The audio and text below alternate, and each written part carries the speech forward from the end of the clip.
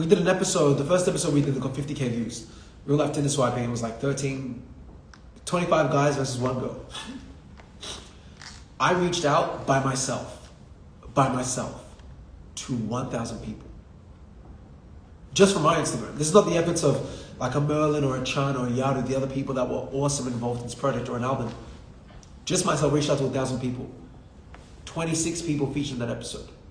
So out of 1,000 people, imagine, what's 20? So 20 out of 100 is 20%. So 20 out of 1,000 is 2%. Imagine you put in so much effort, 2% of people rock up, but that 2% gets you 50K views. And the next video, that was 13 women versus one model, got 1 million views on YouTube. I was 22 years old. I didn't even know how to do the clapper. Like when you say, action. I didn't even know how to do that till that day, right? So yeah, no one's coming to save you, and that's a good thing. That's the best gift ever. And I think me internalizing that as young as I did will be part of the reason, if God wills it, that the agency will get to $1 million a month by the time I'm 27. But more importantly, I'll be a man of character that is able to deal with higher levels of uncertainty and pain, because I understood that the game is not about feeling like you should know, what the next step is, or that someone has the answer. The game is that you have to go figure it out. And that is where all the growth is. That's where all the growth is. So yeah, that's what I would say is something really important. Albert said, whoa, you never mentioned that. I think he's talking about the prior thing about life. What's up, brother? Thanks for saying that, man. Looking sharp. I appreciate the love.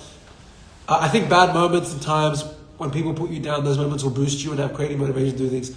You know what? One thing that I do think has helped me significantly is I have had significant moments, particularly in my adolescence, where I was put down. Like I've mentioned this many times, I got called fat nigger at like 11, 12 years old. I didn't even know what nigger meant at the time. I just heard that on like Boondocks, on the show The Boondocks, or like other games or television shows, but I didn't really know what the word meant. So I was called it before I knew what it meant, And like, I had moments I remember being like 12, 13, I was crying in bathrooms, bro, like a little bitch, to be honest with you, like a little bitch. But like, by the time I was 15, 16, because of all the different things, like I was so mentally tough. And even I lost one of my best friends at 18 to cancer. Like I was so mentally tough at that point that by the time I was in my 20s, like I'd endured so much of the pain that life could throw at you, like mortality and betrayal and, exes and, bullying. Like I'd already been through so much of that. So by the time I was 20s, like I was just like, well, like whatever. Like I know the world's not like an easy place, so I'm willing to compete. Like I wasn't like soft like that. Basketball, you get into fights, you know what I'm saying? And like I was not afraid to get into fights because I'd already been in adverse situations, When do you feel the most fulfilled, and is it related to work?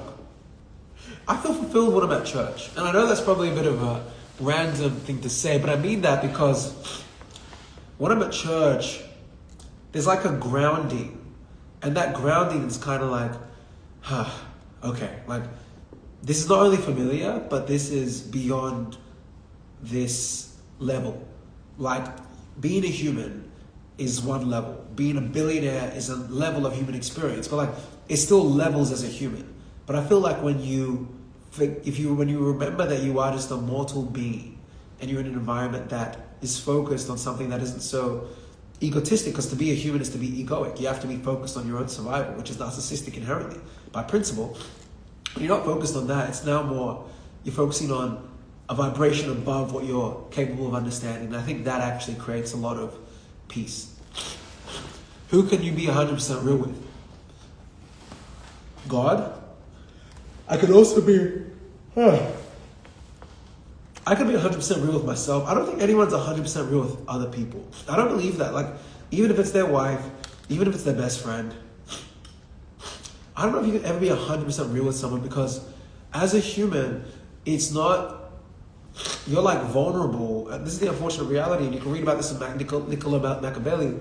Like, you are going to wear masks that increase your chance of survival.